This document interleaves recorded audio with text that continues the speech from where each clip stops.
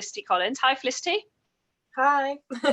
So Felicity, I've got to get my facts straight here because I don't want to get confused with all the different levels and things and stuff going on. So Felicity and I have been working together for probably about 18 months, no, maybe even 2 years now, actually, I reckon, probably. Not yeah, far. I think it would be. Yeah. And in that time and beyond that, so Felicity's been in the European Championships for eventing for a few years now. So 18 years was her first year as a junior. That was in 2016. In 2017, she was a young rider. She was 19. And then last year, it was actually her last year in Young Riders because this year it hasn't happened, has it? So that was team gold, though. So way to finish. Hey, Felicity, go out with a bang.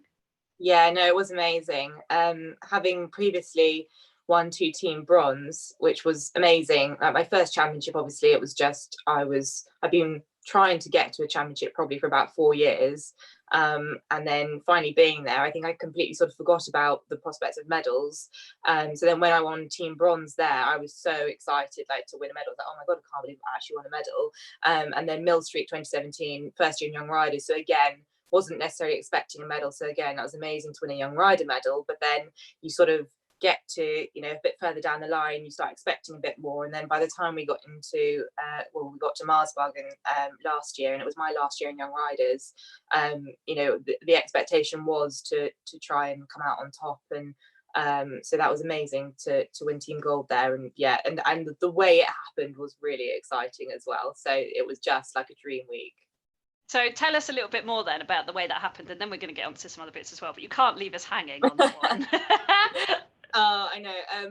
So basically we all jumped our individual rounds. I think we were lying in team silver, and we were a fair way behind the French. And the French are very good, and we thought were on really good jumping horses. So we just tried to keep the margins as close as possible and jump as many clear rounds as we could. And we did that, but they were still quite a way ahead. And then I think one of their team members had 2 down, another one had 1 down, and then it came to the last rider. She was actually in individual gold as well. So she was in individual gold and team gold, and she had to have 3 fences down for us to win team gold. And we were just like, it's just not going to happen. And then she jumped the first fence, and then she had the second fence down, and we all just went, oh. And then she had the third fence down, and then we went, oh my god. And then we let her carry on round, and she was just started jumping clear again. And so I was stood there like, oh my god, this is so close. But and I'd actually, admittedly, I had a rail down myself. So I was at the point where I knew if she didn't have another rail down, it would have been my pole that would have cost us the gold medal for the team.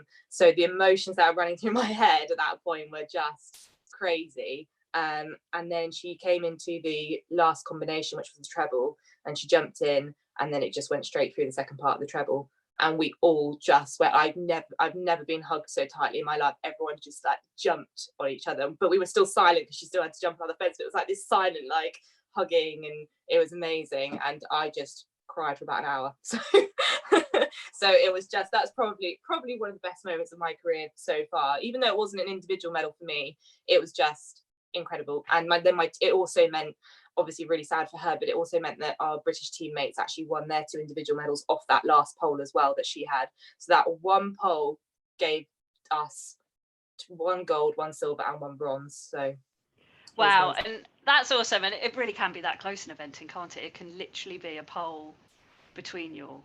Yeah, 100%. And that's why it's so hard to get it right in this sport. But when it does go right, it's even more amazing.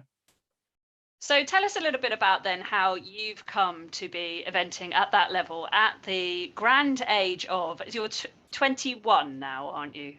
I'm 22 now. I'm getting old. Sorry. I know. Last year. Oh my word. That's gone fast.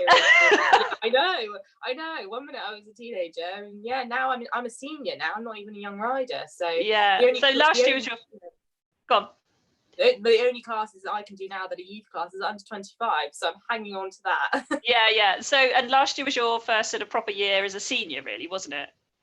Well, yeah, I sort of had a bit of a transition, like, alongside young riders. Obviously I was doing all the under 21 trials, but I was also trying to get qualifications for 5-star and step a lot of horses up. So I mean, I have been competing in senior classes, since I was like 15, but last year was kind of beginning to really rub up against the shoulders of the big boys, and that would have helped me for this year if we'd had any events, but we hadn't. And I actually did get on my first senior team as well last year, which was a Nations Cup team out in Belgium, and so that was an amazing experience as well, to ride on a senior team for the first time.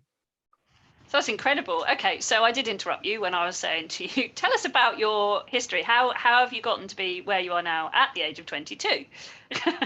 Yeah.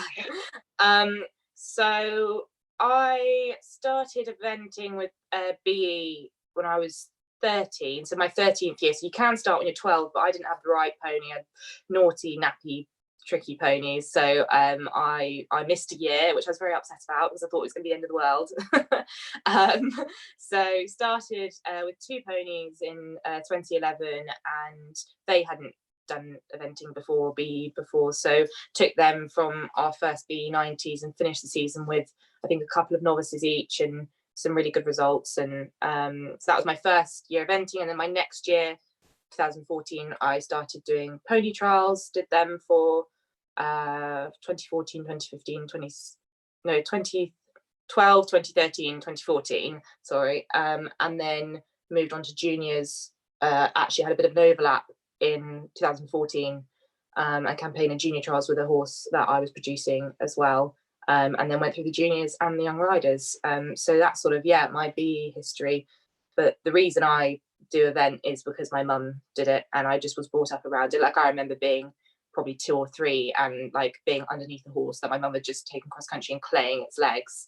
I was just always really involved. And like, when I was a baby, my mum used to have me in the front of the lorry, like in a carry car seat, and like just take me along to events. So I've literally just grown up around it. And so I know you've grown up around it, so you probably don't know anything else, but it always fascinates me. And the question I always ask people is, so why do you do it? What's it all about for you? Well, when I was younger, I didn't necessarily want to be an event rider. I always knew I wanted to do something with horses. I think, when you're a kid and you have those things, I think at one point I was obsessed. I had to be a hairdresser. That was at one point. I think I was like 5 or 6 then. And then when I was sort of 8 or 9 onwards, I actually really wanted to be a vet. And I wanted to do that until I was about 15. And just before my GCSEs, I started sort of getting a lot more serious in the eventing, and that's when I realized that's what I really wanted to do. And I was one of those sort of cliche people who I did used to lie in bed at night and honestly just fantasize and dream about jumping the last fence of a 3-day and coming through the finish having won a medal, having known that I'd won or done well. Like that feeling is just like euphoric, and that's sort of what I chase, and that's why I do it. And so you say you chased that. So tell me about the first time that you actually experienced that then. Where were you and what was it when you went, oh, wow, the dream, it's happened. That's incredible. Yeah.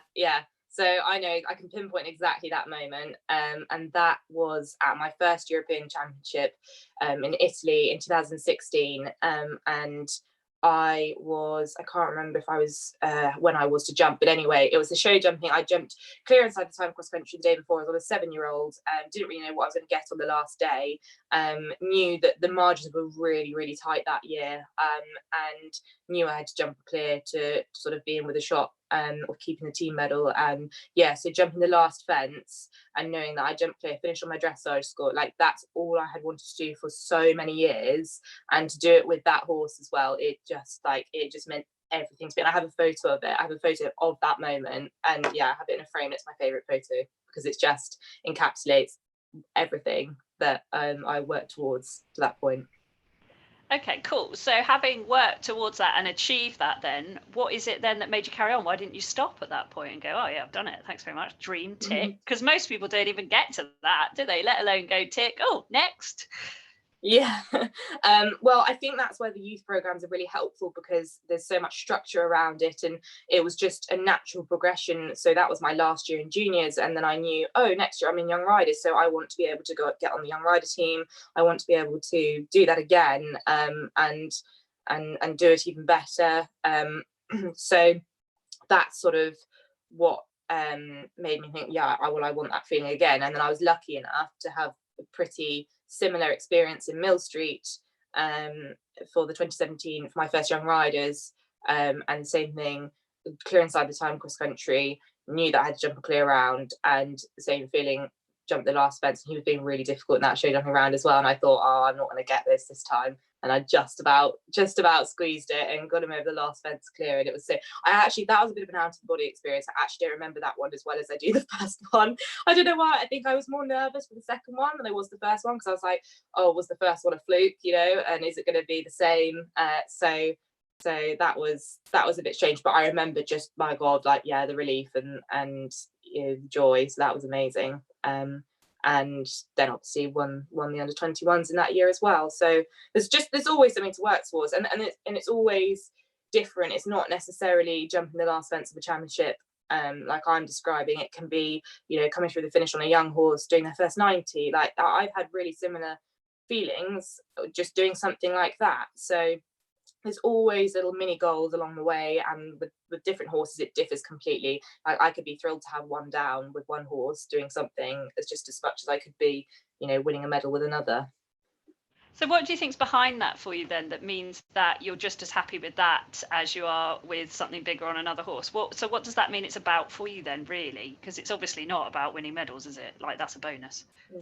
Yeah, I think it's just keeping perspective, and it is just obviously a love of the horses and a want to get the best out of each horse. And I've been brought up riding quite a few different horses. I've been lucky to ride some really lovely horses and also some trickier ones, and I've just always been taught by my mum to just get the best out of each horse. And I know that I'm not going to ride, if I've got 10 horses to ride, not everyone's going to be a world beater, but it can still be just as rewarding. And that's just that's why I do it, because I love the horses, and I love just being able to think, yeah, that was the best for them on that day, and you can't do any better than that. So yeah.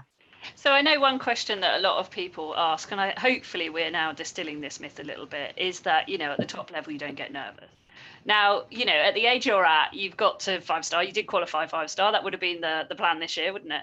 Yeah.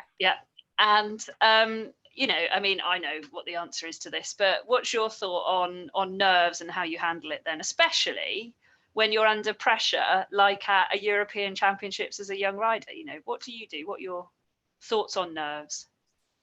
So yes, as you know, I struggle pretty badly with my nerves, and I always have done. Not really sure why. I think it's just one of those things. I'm quite an intense person, I think. When I want something, I really want it. And I put a lot of pressure on myself. I'm really lucky that I've always grown up with, although my mum's done it herself, she's never ever put pressure on me. She would never say, oh, why did you have that pole down? She's completely supportive in that way. So I think people then find it a bit strange, like, oh, why are you nervous? It's not like anyone's going to have a go at you if you don't do well. But it's no one else but me. Like, if I don't feel like I've done well enough, then that's where the problem is. And so I just put that pressure on myself before I go out cross country or show jumping. I think I don't want to make a mistake. So that's where the nerves come from fear of making a mistake, really. And obviously it does differ, the level of nerves over different levels, different scenarios, different horses. At a championship, I remember really clearly, again, at my first championship, I keep referring back to it because it was such a milestone for me, and I can remember it really clearly. I thought I would be horrendous in the start box at my first championship, because in all the trials before, because I wanted it so much, I wanted to be, I was like a quivering wreck. Like, all my trials, it was like beside myself, sick with nerves, terrified, like just felt, oh my God, I don't want to mess this up. But I had so much support around me at the championship that I was in that start box. I remember this complete feeling of focus, and I've never quite got close to it again before. But yeah, I remember Caroline Moore, my coach, being there, and she was just talking to me. She was just saying, you've got 30 seconds now. And she was like, you're right, because she knows I get nervous. So I just was like, I'm absolutely fine. But I just knew I had a job to go and do. And the night before, I'd written down a lot of notes about the course and and visualized everything, and that really helped me. So I think the support that you have around you at a championship, for me, almost helps more than if I'm doing a competition on my own. So that's that. Yeah, it does differ a lot. And obviously if I do a lower level, I'm usually a bit better because there's obviously less on the line, but I can still be really nervous going around a baby's first 100 because I'm like, oh, I don't want to, mess it up and give them a bad experience or whatever. So yeah. So it's good for people to hear that you can be at the level that you're at, doing what you're doing, jumping understandably nerve-wracking jumps. I mean, and yet still be nervous. But the thing is, you wouldn't be at the level you're at now if you couldn't switch them off and focus on the game. So what is it that you do? You could be that nervous in the start box. What switches in your head that means that you then go and you get the job done? I mean, okay, occasionally you don't, like that's life, isn't it? But most of the time, you get the job done. I think for me, again, it's that thing of not wanting to let the horse down. So the only thing that helps me, like they can be counting down from 5 and I'll still feel like I'm going to be sick. But as soon as I leave the start box, I'm like, that's it, I'm on it now. I've got to help this horse. There is no way that anything is getting in between me helping out my horse, telling them where they've got to go. Or it's not fair on them. They're excited, they want to go, they don't need me like gibbering about on top being like, oh my god, I'm really nervous. So my best thing that I can do for the horse is just to just go and be really positive and just get out there and just go for it, and then the horses respond to that. But I wouldn't say that I can cope with it very well until I'm out that start box and going. If I can be, like I say, in the warm up to the last minute being like, oh my god, I'm gonna be sick, I feel awful, this is terrible, why am I doing this? And then as soon as I go, then I'm all right. I just have to concentrate on my breathing and make sure I keep breathing. So that sounds to me like something that we need to be looking at in one of our sessions, actually, because I wasn't aware of that at this point in time, actually. That so what that says to me is that there is a trigger in your brain that says, now I need to be on my game, I've got to look after this horse and I've got to hold its hand and tell it what to do. And if we can move that trigger back a bit further, that would be really handy. So we can do that. That's cool. Remind me in our next session. Okay, that would be nice. I don't like feeling sick from the moment I wake up in the morning, especially if I've got cross country at 4 o'clock in the afternoon, because I just feel exactly the same the whole day until I'm out the start box, and then afterwards I'm just like, oh. Yeah, no, we can work on that. I actually genuinely, I don't think we'd ever even talked about it, to be honest. I didn't so many things. I think I just said, oh, I get nervous, and then we did lots of other bits and bobs. Because it is, isn't it, when we're coaching, it's whatever affects you that's most important at that point in time, isn't it? It's not, we can't always, unless, because you're a sponsored rider, it works slightly differently to anyone who's on a package. They get a set number of times that they contact me in a set number of things, whereas it's a bit more fluid with us, isn't it? So you kind of drop me a line and go, give me some help with this, and it's like, yeah, sure. Yeah, and that's why it's so good for me as well, because I'm always so busy, and sometimes things can take me by surprise, and I'll suddenly be a bit worried about something that I hadn't even thought about, and I just used to be like, oh, and this is 2 days before the event, and if I can just drop you a line, I'll give you a call, and that's why it's invaluable, and that's what works really well for me. So what would you say has worked really well for you having in your team? So in what way have I helped? In what way have your trainers helped? What's your team around you, and how do we all help you to achieve your best? Well, I think the really good thing about the people I've got around me, like, so my mum, my trainer, yourself, although you guys don't necessarily meet up and get together and chat about it all, I relay everything that's been said. So I will talk to you obviously about my coaching, won't I? And if I'm I've done some coaching that was good, or done some that I felt I wasn't quite so good, or something that I was a bit worried about, and then then I'll go back and feed that back to Caroline, and then she helps me with it. And so it's just all about working together, really, because it doesn't really help if you're giving me all these brilliant things and I go and talk to someone else and they're like, oh, why are you doing that? Or they say completely the opposite. So everyone being on the same page has been what's been worked really well for me and being invaluable for me. So yeah, that's what I would say. It's sort of the teamwork that's the most valuable and really helps.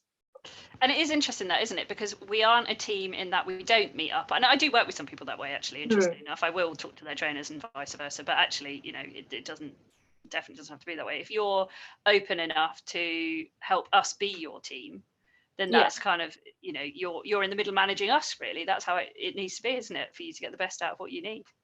Yeah, 100%, because no one else knows what I need apart from me, really. And as you'll probably know, well, like I've just said now, you're like, oh, I didn't know that. So I can surprise people. And same with Caroline as well, same with my mum, and they're like, I never would have thought you would be worried about that or thinking about that. So it's just all about communication, really. And obviously sometimes, unfortunately, it does get to the point where you do have to get upset about something or stressed about something before you can deal with it. But it's all part of the journey, isn't it?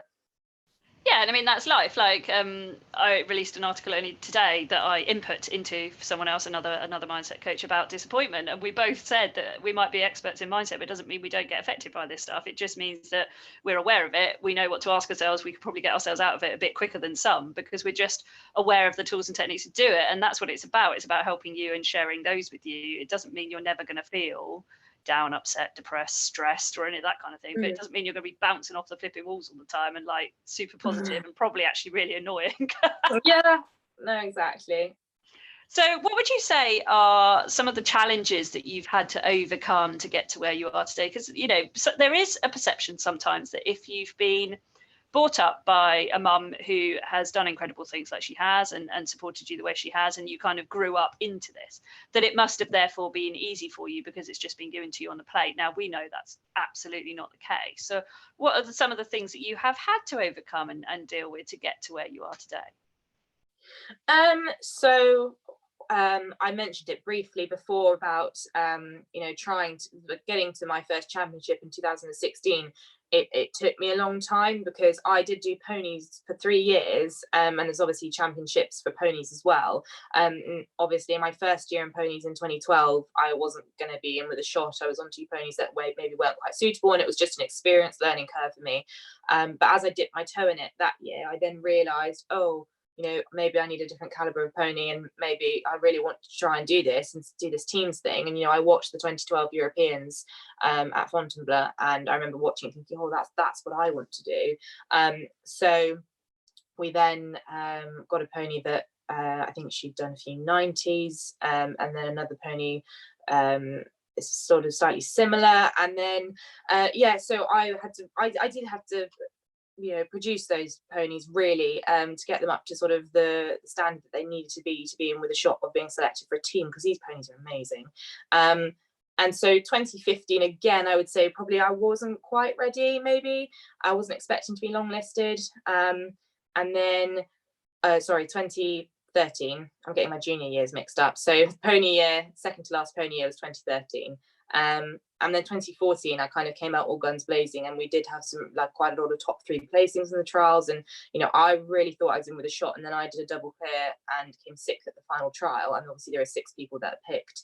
And I think some of the ones in the top 6 were multiple riders. So it's sort of like, if you did it on that basis, it sort of looked very good. I mean, my pony was a bit difficult in the flat, but, I really hoped that sort of would have been it for me. So that was 2014. And I also had been trialing a horse for juniors at the same time, and that was the year when they took 12 to Bishop Burton for the juniors. And there was a little bit of discussion about, obviously I couldn't do both, and they were fairly interested in my junior horse, and I kind of said, well, ponies is my last year, I want to go for ponies. And then I ended up being reserved for ponies and not selected, and that it really did break my heart at the time.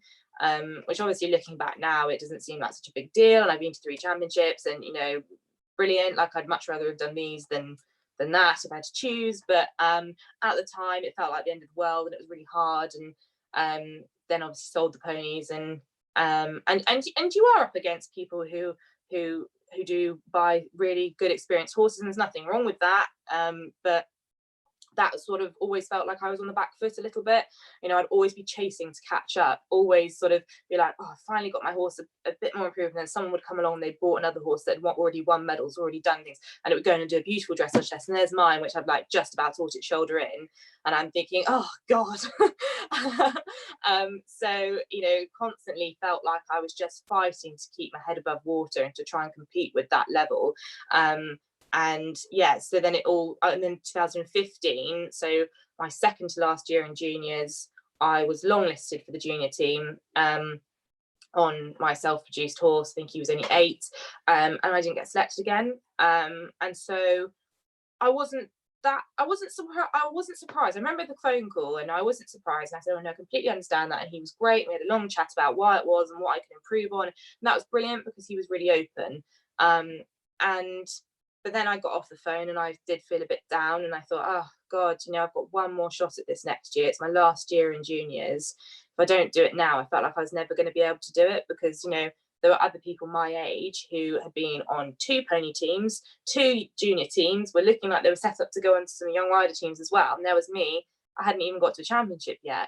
And yeah, so then when I finally got to the one in 2016, I had sort of 3 horses that were like on the long list and could have gone. And, I worked so hard to get them there, but it was I still didn't know. It was like, I still felt like I was fighting tooth and nail to get to it. And I remember the phone call getting it and saying that they wanted to take my horse. I just cried on the phone for ages. And poor Ginny, who one of the selectors, were just going, "You're all right, Lovey. You're all right, Lovey." I said, "I'm fine. I'm really happy." So I am quite an emotional person, but it honestly did feel like, all those years of just like heartache and hard work and literally just culminated in that one moment. So there's been a lot of things I've had to, disappointments I had to get through over the years. And I think, as you say, being now 22 and looking back and thinking that was like 5-6 years ago, everyone's like, oh, you've not had any disappointments, look at you with your medals, you've gone to 3 championships. And actually, it's not the case at all. And so what do you think you've learned from that? Because I know you've definitely got a great mindset around, you think about something, you might be disappointed in the moment, you might be emotional in the moment about it or what have you, that's fine, we're all human. But then you've got a great mindset about, right, what do I need to learn from that? What do I need to do about that? And I think probably having Caroline as a trainer is really helpful in that as well. And probably the way that your mum is, I would think, is very useful in that kind of like, okay, the fail fast, get the feedback, like a bit of a mistake there or something not quite right, what am I going to do about it? And I know certainly the way you come to me and you say, I've had this issue or I've had this problem, what do I need to do about it? Because you haven't got the answer at that point because it's to do with your brain or what have you, so what have you learned from those challenges, do you think, that have set you up to be the person that you are today? Well, as I say, I'm quite an emotional person and I obviously would be upset after an initial disappointment. But then I'm the type of person that I'll let myself be upset for a day, and then if you see me the next day, I'm like, this is happening and I don't care, this is going to happen, I'm going to make it happen, I'm going to do it, I'm going to get on the team, I'm going to have that feeling of coming through the finish, and I don't care, like nothing's going to stop me. Like it almost is like over the top, like I was so driven. And yeah, I might at the first I think, oh God, what's the point, that's really disappointing, but after that was just like, no, I'm going to show everyone. Like it's just that like stone hard, like just I just get my head down and I just go, and I don't let anything stop me. So I've definitely learned that if you want something, you have to go and get it. And I think, coming out of Young Riders, that's something that I was a bit worried that I might lose, because obviously there's not a specific goal to work towards, like I'm going to go to that championship. So that's been a little bit of a shift in mindset that I've had to deal with and start thinking about. Obviously haven't been able to put it to practice quite as much because of the lockdown and no competing, but I just want to really make sure that I don't lose that, because looking back, I don't think there are that many people of that age. I mean, probably in eventing there are, because we're all crazy, but in the general population, I don't think there are many people with that much drive, and I think that is really important. I think that's why I've got where I am today. My mum is a complete grafter, and she's just taught me to be like that way. She was like, well, you just have to make it happen then. She's like, if you want to go there, if you want to get selected, you just have to be better than everyone else. And how are you going to do that? You have to work for it. So wow, so you've got an incredible work ethic and a steely determination. And do you know what, if you look at any of the top riders, then they've got that. Sometimes it can be seen as selfish, but it's that single-minded, I'm having this and nothing's going to get in my way. And unfortunately that does mean sometimes you have to make sacrifices and things as well, doesn't it?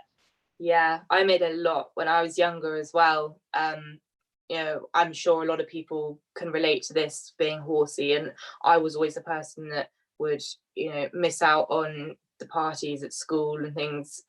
With the eventing, it's slightly different because we all would really make the effort to see each other. So I can't deny that, that I didn't see my eventing friends. But yes, at school, certainly, like I made a lot of sacrifices with friendships and things like that. And I missed my leavers prom to go to Houghton for the championships.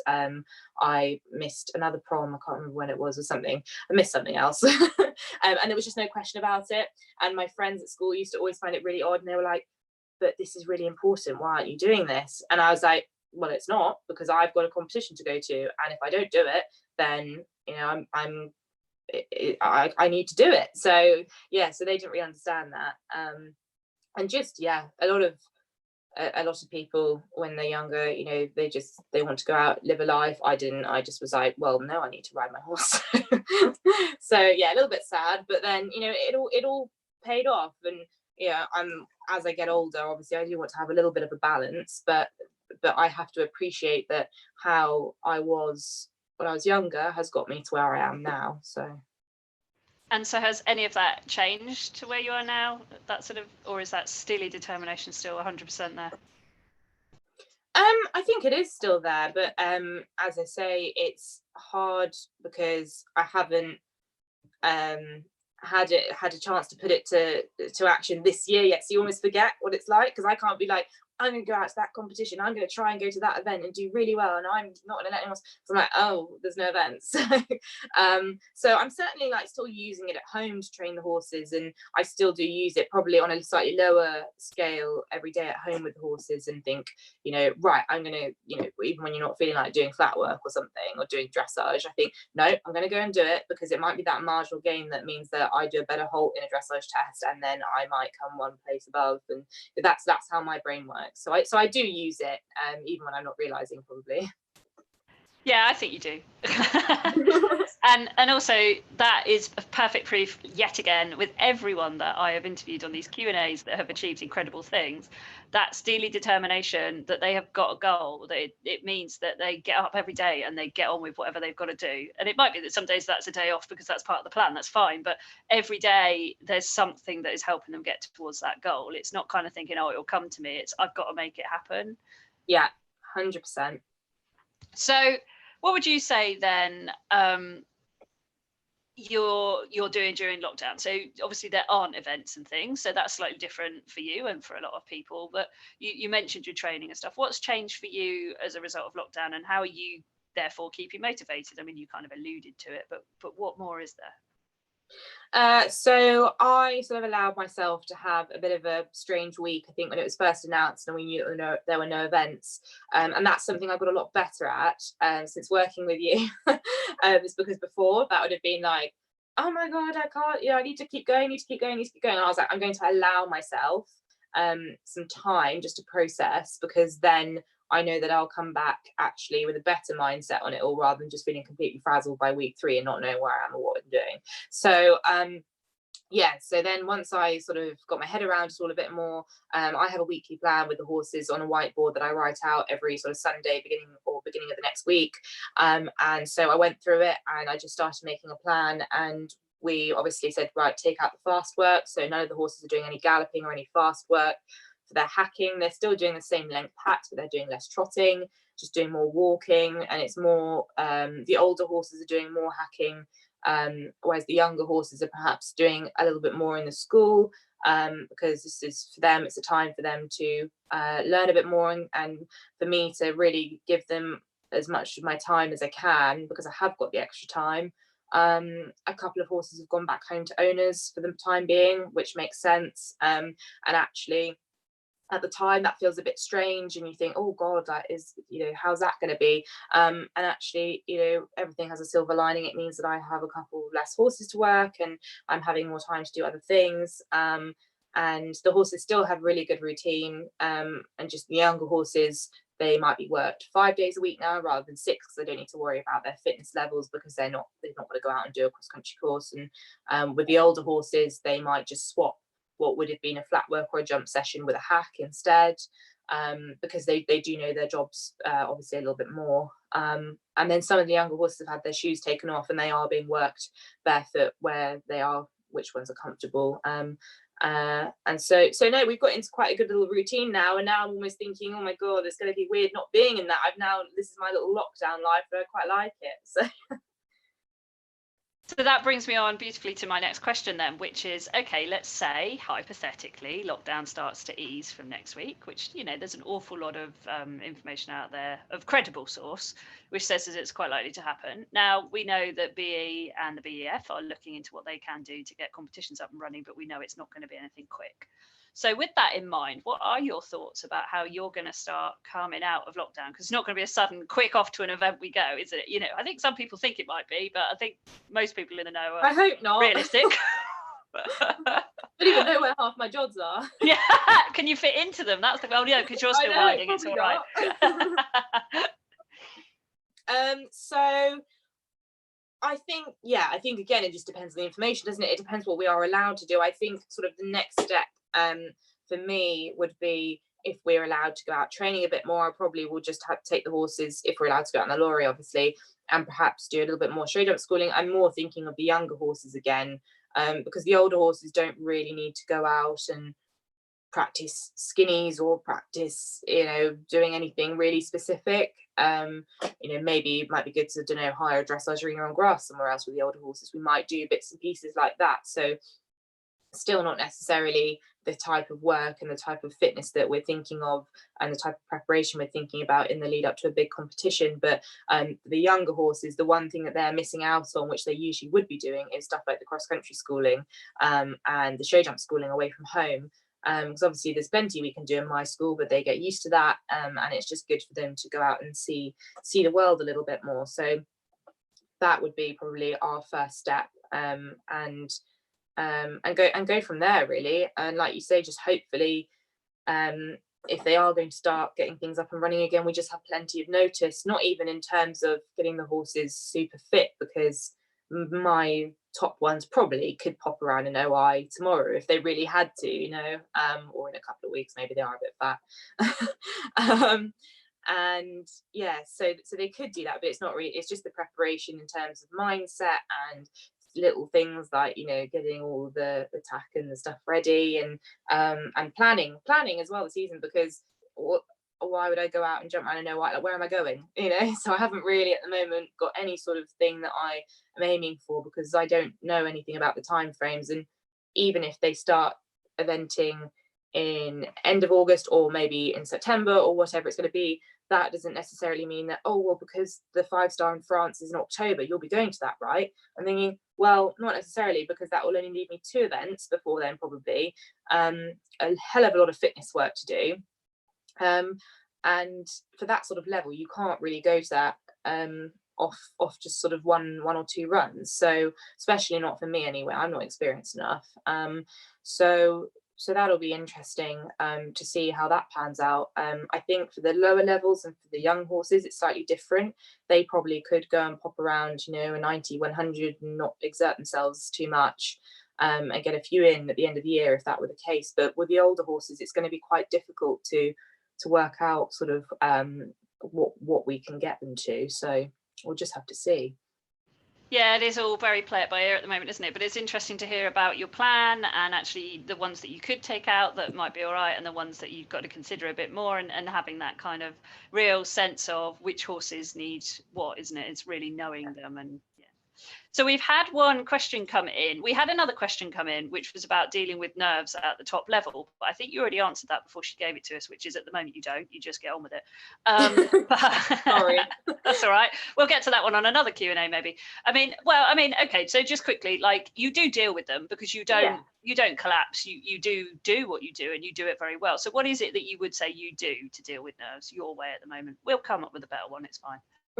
So I would just say that if all else fails and you know you're feeling terrible, you're feeling sick and you're feeling nervous, I would just say, out of everything else, who needs you most right now is your horse. It's not about you. It doesn't matter how rubbish you're feeling.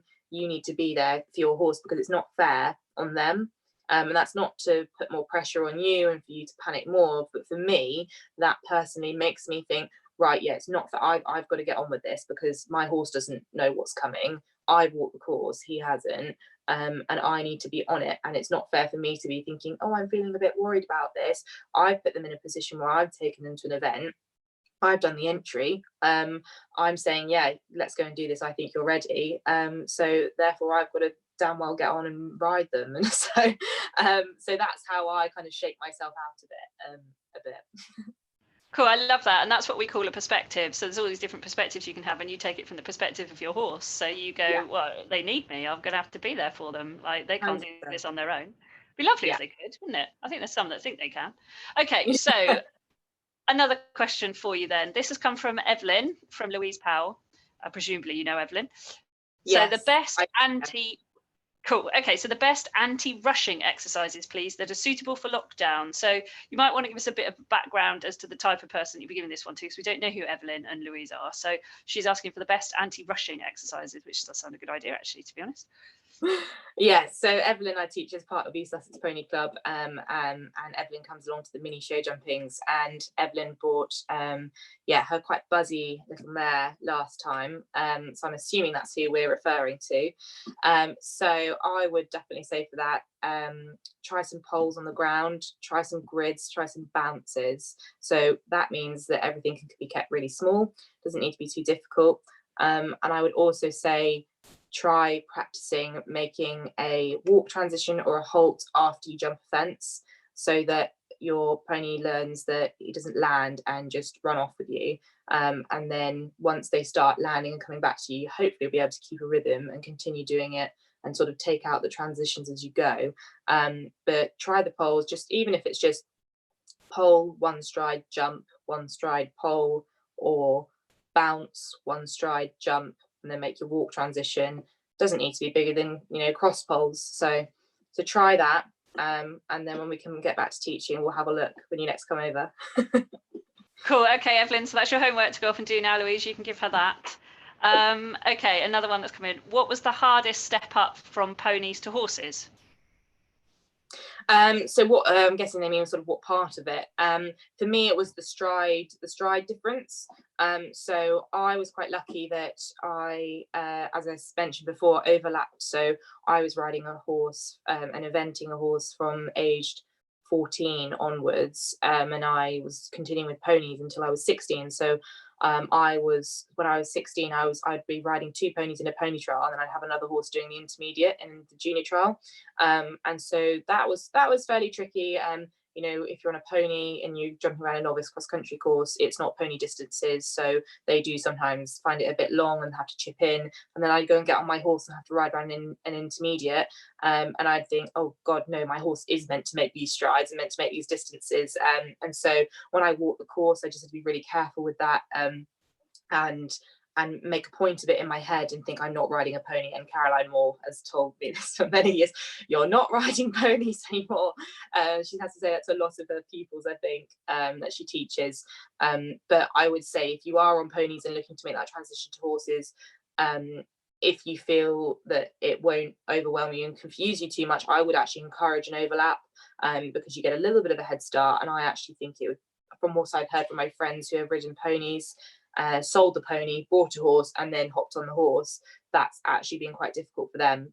Whereas I found the chop change transition, although it was a bit tricky at times, it helped me in the long run. Cool, thank you very much. I think you've primed your pony clubs that you coach, because we've got another question in here from Nettie. I presume you know Nettie. Yeah. So the best exercise to help a horse who jumps fences to one side. Oh yeah, I need this one. So yes, I know the horse that Nettie's referring to, and he does like to do that, and he likes to jump out very far as well. So Nettie, we need to get you some guide poles, some V poles. So if he jumps to the right, then a V pole on the fence on the right hand side. If he continues to do it with the V pole, move the pole up a bit. So I'm trying to show you. So the pole's on the on it like this. If he's still doing it, move it up a bit, so it's sort of, and moves over as well, so it pushes him out to the left a bit more if he's drifting right. I can't actually remember which way he drifts. And what you could also try is a pole on the ground on the other side of the fence. So as you jump the fence, you've got the fence here, put a pole on the landing side, sort of there, so that when he jumps and he wants to go right, he's got a pole there. And you'd be amazed at how good they are actually at figuring that out. You'll feel like he's going to jump on top of the pole, but they don't often do that. I've been using that at home, and that's actually really helped. So yeah, try the guide pole leaning on the fence, and also try one flat on the ground parallel as well. Cool, that's really awesome. I think in my case, it's straighten yourself up so you're not pushing him to the right all the time as well, I think. That is also a good point. That's, yes, exactly. Make sure you're sitting straight, Nettie. Okay, another question in. It's like quick fire questions now. I'm loving this. Okay. Well, presumably this is when you're not in lockdown, because you've already said you don't do the gallop stuff at the moment, but what kind of fast training do you do? And do you do it on a gallop track or just in some grass fields? Yes, that's a really good question. I actually alternate it. So if for top level, usually we do fitness work with the horses every 4th day. We're talking for 5-star top level. Sometimes if it's a lower level, maybe intermediates, it might be every 5th day. Just depends on the horse as well. So what I would do is on 5th day, I would take them up the gallops. I use Breitling gallops, so anyone in East Sussex, I recommend them because they are vertical. So they are, they don't allow the horse to go too fast, so it reduces the risk of injury on their legs, because if you've got a gallop that's a bit more of a flat line with not much of a gradient, it's likely that your horse is just going to take off with you.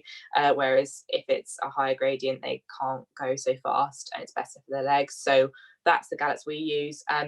Usually go up them 2, 3 times probably for the top level, and probably 2 times sort of intermediate.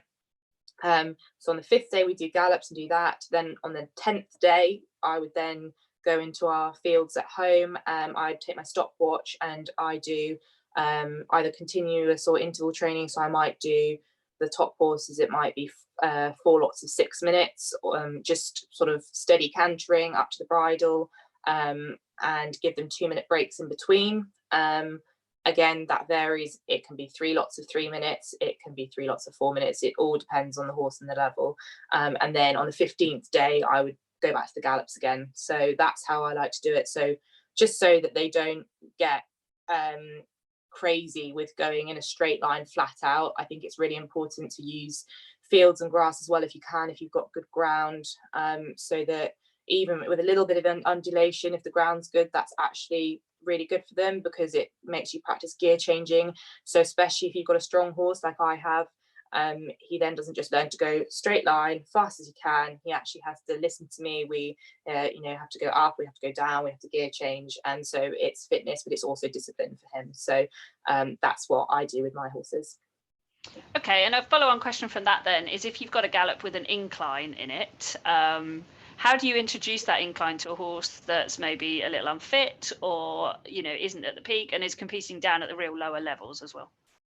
Yeah, so that's also a good question, and it's really important, because if you're newer to the sport, or like you say, moving up the levels, or only just starting your canter work, I think a lot of the perception is, oh, I'm at the gallops, I need to gallop flat out up this slope once, twice, 3 times, whatever you've been told or think you should do. But we often trot up them first time, especially with young horses, and often that's enough. If the gradient's enough, like at Brighton, if you trot up those gallops once and you're on a baby, that would probably be more than enough for them. Something I sometimes do, if I don't want them to go up 3 times, but I think they need to have just a little bit more of a pipe opener, I'll just go halfway down and turn back round and go up just halfway.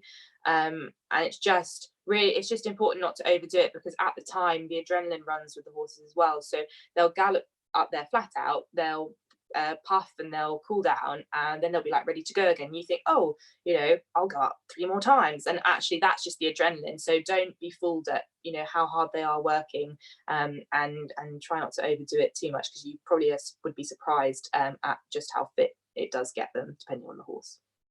And so how often would you incorporate that into your work if it was on site, for instance, so you could get to it super easily? Well, I suppose if you were hacking, you could incorporate, like, your trotting for your hack. Maybe you would then trot up the gallops once in as part of your hack, and then at another part you might do your 1 canter session a week.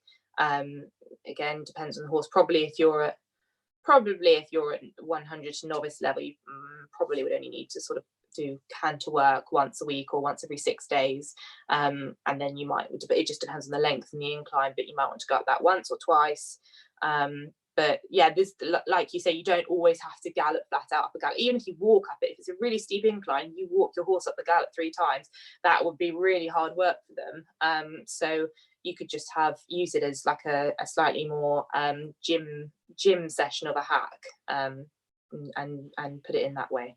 Cool. So you don't really have to do very much then to start getting them fit in that respect at all. I mean, I think some people think you've got to hammer them around all the time, but once a week, every other week, something like that is enough. Yeah, I've been really brought up on the fact that you don't necessarily need to hammer them. It's actually, fitness wise, a lot of people forget that actually walking and trotting does aid fitness a lot. I mean, my mum competed when there were roads and tracks, so if anyone knows about getting a horse fit, it would be her. And actually she's quite she doesn't really like the gallops that much, because she thinks it just gets them sort of a crazy fit.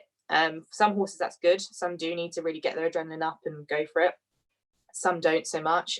So I would just say that also, if you're schooling, there's no reason why, like my youngsters, they won't start going up the gallops until they are doing a new format 2-star probably, because I can do most of their fitness work in the school, just cantering around. Even if you have a schooling session, you think, oh, I'm going to do make sure 20 minutes of my schooling session is cantering, be surprised, it does get them fit just schooling them. So don't think that, oh my goodness, I'm going eventing, I need to do gallop work. No, you don't need it. Super. Okay. Nettie said thank you very much as well, by the way. I think that was to the jumping left thing, wasn't it? You're welcome, Nettie. She says she'll let you know how it goes. Okay, so a really, really quick one. I've got 2 questions left for you. So how do you cope with the hard ground at competitions at the height that you do? Okay, really interesting. So obviously we do have grounds work that's taking place at events. So they water it, they spike it, they aerate it, so it sort of spikes it and then pulls the ground up a bit, I think. And obviously then they water it as well. So there's a lot of work that goes in to these events to get the ground good, because as we all know, and as the events that are due to run sort of May, June, July, August, they're going to be the events that have to work the hardest on their ground, because competitors won't run their horses otherwise. So I often choose my events on, my knowledge of past of when I've been there in the past and what the ground's usually like.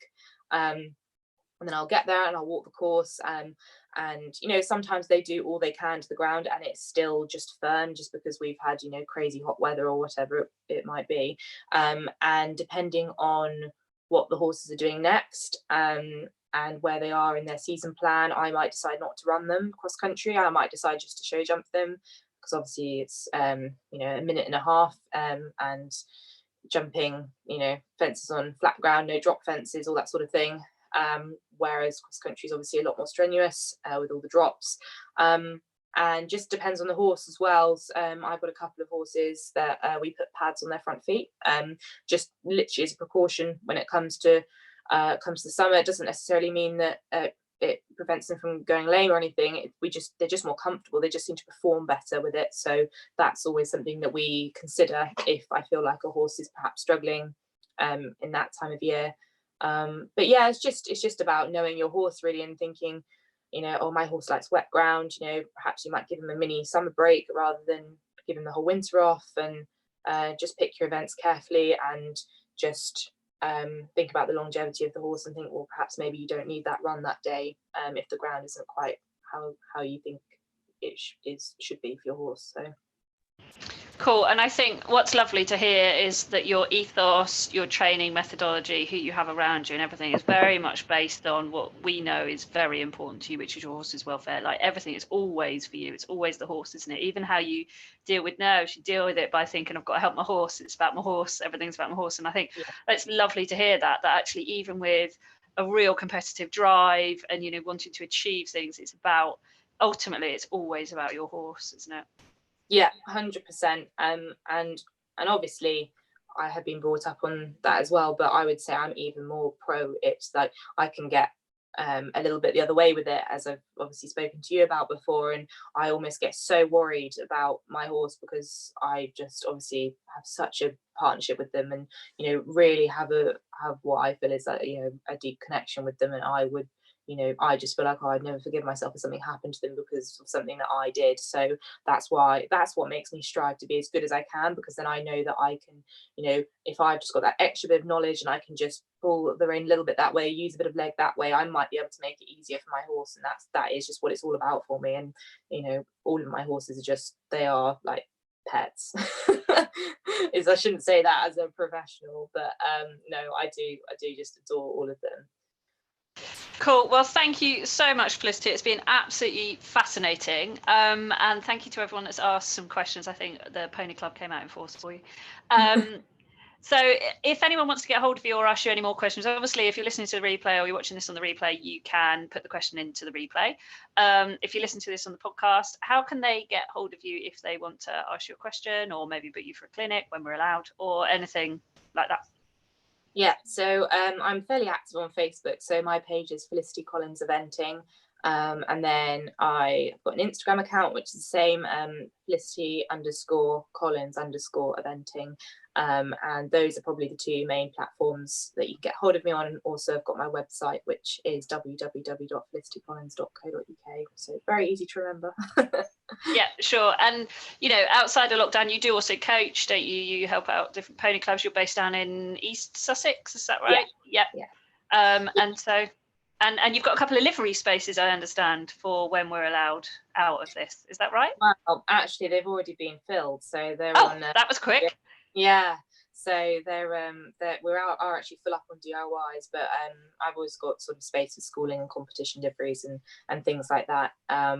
But yeah, and lots of coaching as well. And I'm sure as soon as we're able to do that again, I'll be having my diary open and getting back into it all. Cool. Well, thank you ever so much, Felicity. It's been lovely listening to you, and hopefully a lot of people have realised that doesn't matter what level you're at, it's all the same stuff going on, isn't it? Oh, definitely. Absolutely. Thank you for having me. You're welcome. Take care. See ya. Bye.